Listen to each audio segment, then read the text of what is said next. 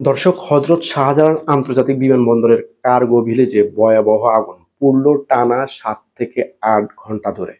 তদন্ত কমিটি গঠিত হয়েছে। আওয়ামী লীগের উপর দোষ চাপানো হচ্ছে, এসবই পুরনো খবর। কিন্তু নতুন ও চাঞ্চল্যকর খবর হলো, শনিবার সংঘটিত এই আগুনে শত শত কোটি টাকার পণ্য পুড়ে ছাই হয়ে গেলেও একটি নির্ভরযোগ্য গোয়েন্দা সূত্র এই ঘটনাকে নিছক দুর্ঘটনা নয়, বরং একটি সুপরিকল্পিত ষড়যন্ত্রের অংশ বলে দাবি করেছে, এবং যা সরাসরি ডক্টর মোহাম্মদ ইউনূস এবং তার অন্তর্বর্তীকালীন সরকারের প্রতি। তাদের দাবি, নিরাপত্তার অজুহাত দেখিয়ে ডক্টর মোহাম্মদ ইউনূস বিমানবন্দরটি বিদেশিদের হাতে তুলে দিতে চায়, যেমনি দিয়েছে ইতিমধ্যে আমাদের চট্টগ্রাম সমুদ্র বন্দর। এই অভিযোগের যুক্তি হিসেবে দৈনিক আজকের কণ্ঠ নামে এই স্বনামধন্য পত্রিকাটি লিখেছে যে ফায়ার সার্ভিস ও সিভিল এভিয়েশন কর্তৃপক্ষের চরম গাফিলতি ও নিষ্ক্রিয়তার কারণে আগুনের ভয়াবহতা বহুগুণ বেড়েছে।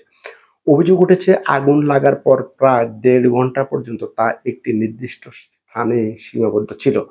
কিন্তু ফায়ার সার্ভিসের কর্মীরা সিভিল এভিয়েশনের অনুমতি নেই এই অজুহাতে আগুন নেভানোর কাজ শুরু করতে বিলম্ব করে। এমনকি যখন কাজ শুরু হয় তখন তারা ভেতরে প্রবেশ না করে বাইরে থেকে পানি ছিটাতে থাকে, যা আগুন নিয়ন্ত্রণে কার্যকর ভূমিকা রাখতে পারেনি। পত্রিকাটি একটি নির্ভরযোগ্য গোয়েন্দা সূত্রের বরাত দিয়ে বলেন যে এই অগ্নিকাণ্ড একটি পরিকল্পিত নাটক এবং এর পেছনে অন্তর্বর্তীকালীন সরকারের হাত রয়েছে। পত্রিকাটির দাবি, নিরাপত্তার অজুহাত দেখিয়ে বিদেশিদের হাতে ঢাকার হযরত শাহজালাল আন্তর্জাতিক বিমানবন্দর তুলে দেওয়ার একটি চুক্তি রয়েছে। ডক্টর ইউনূসের ক্ষমতা গ্রহণের আগে এই চুক্তি সম্পন্ন হয়। সেই চুক্তি বাস্তবায়নের অংশ হিসেবে অন্তর্বর্তীকালীন সরকারের প্রধান উপদেষ্টা ডক্টর মোহাম্মদ ইউনূসের নেতৃত্বে এই আগুন লাগানো হয়েছে, যাতে বিমানবন্দর ব্যবস্থাপনায় অদক্ষতা ও নিরাপত্তাহীনতার বিষয়টি সামনে এনে বিদেশি হস্তক্ষেপের পথ সুগম করা যায়।